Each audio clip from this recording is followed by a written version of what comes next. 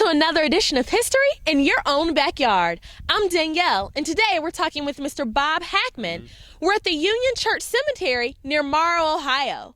Thanks so much for talking with us today, Bob. It's good to be here. Thank you very much. Thank you. So we're in this cemetery, and I understand that you have helped to restore it. Can you tell us a little bit about that? Okay, to make it short, the cemetery was probably started way before 1811, and they built a log cabin building here.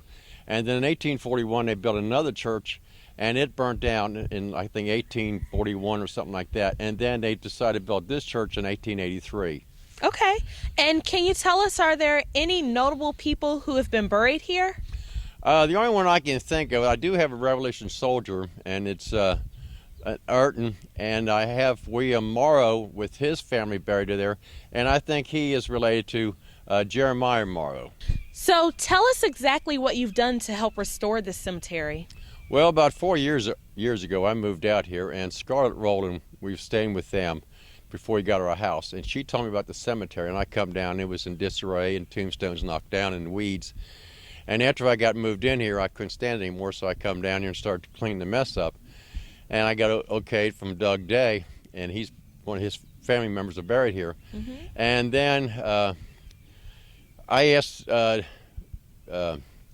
Van Doren, which is somewhat my partner, helps me out, what do I got to do, who do I got to talk to fix them up? And he said nobody cares because it's been abandoned. So I come down on my own, stand him up, and then Terry Easterling with Historic Society come down here one day and showed me how to put them back in the slot base and to epoxy them correctly. And then for 2 months, 12 hours a day, 7 days a week, I got a little fanatic with it, and to try to put it back together. Then real quick, my daughter come down, and we decided to put them in rows in order to make it easier for the people to find it. And then we found tombstones, you know, here and there, and she helped me put this thing back together again. So it's been a ongoing thing, and a lot of people are helping.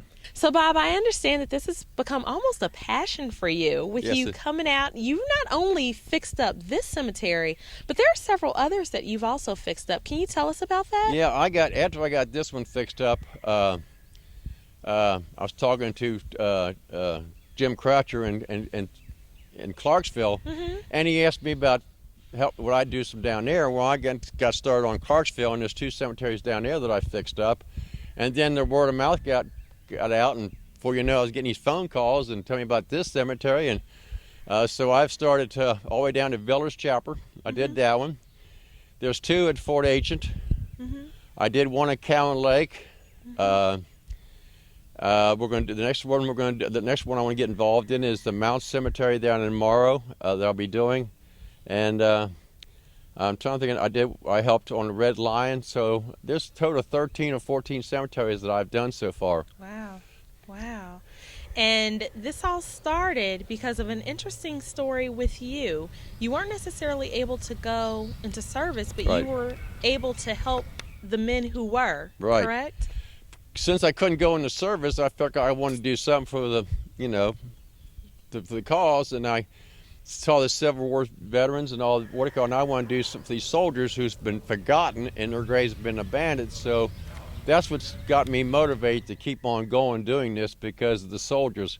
I have 1 revolution here, 4 War of 1812, 26 or 28 Civil War veterans, 1 World War I, World War II veteran. So I got 1 War of Mexico here too. So well, I commend you, and I salute you for taking such great care of these wonderful men who help fight for our country. And if someone else wants to get involved in doing something like this, what should they do? What are some good tips for them? Well, the main thing is get hold of your society, your Warren County society, like Terry Easterling, and he's got seminars going, and I think they're going to do another cemetery in Morrow, and they're going to do another one. I forget where they're going to do that one at, but get a hold of Terry Easterling, and then you can pay $40, and they can teach you how to do what I do. And so it's been a lot of fun, and I've noticed a lot of people more interested in fixing these cemeteries up. They're tired of seeing them abandoned. Now let's go check out some of the other cemeteries in the area. St. Malachi Catholic Cemetery was located on land donated by William Clement to build a church and cemetery. The church was built in downtown Morrow, while the cemetery is located on a hillside above town. The first known burial here was in 1860. The cemetery contains the graves of several Civil War veterans, but is no longer active.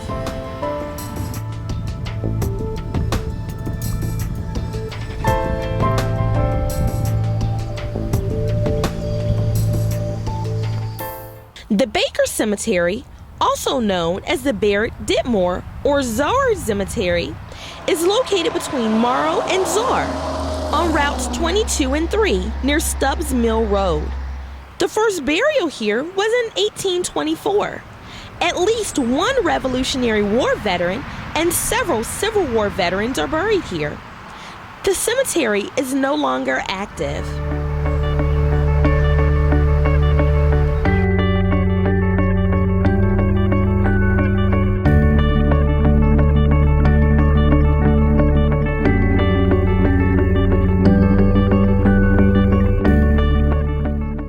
The Morrow Cemetery, located on the south side of routes 22 and 3 in Morrow, was started as a small cemetery on the Miranda farm. In 1865, it was purchased by the Morrow International Order of Oddfellows Lodge, and in 1897, it was transferred to Salem Township. The first person buried here was James Ireland in 1918, and is still an active cemetery to this day.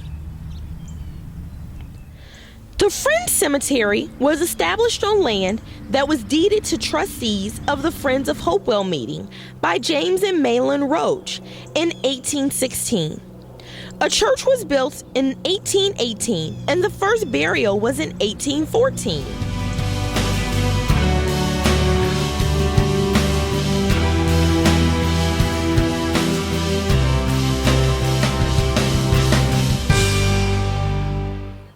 Rochester Methodist Cemetery was established on land that was deeded to the Methodist Episcopal Church by Malin Roach. The first burial took place in 1849, but the cemetery is no longer active.